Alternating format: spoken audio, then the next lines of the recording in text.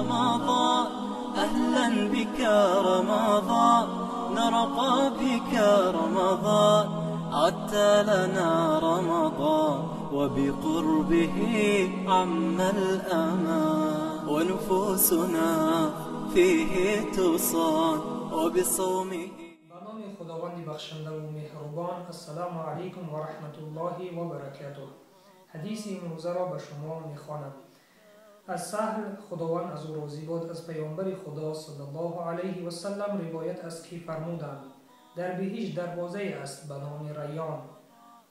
روزه‌داران در روز قیامت از آن دروازه داخل می‌گردند و به جز از آنها هیچ کسی دیگری از آن دروازه داخل نمی‌گردد.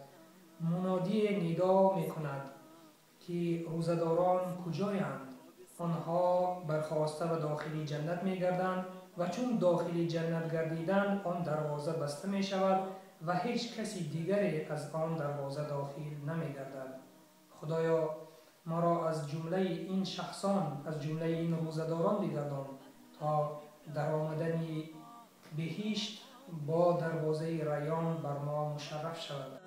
رمضان وبقربه عم الأمان ونفوسنا فيه تصان وبصومه نرقى الجنان. رمضان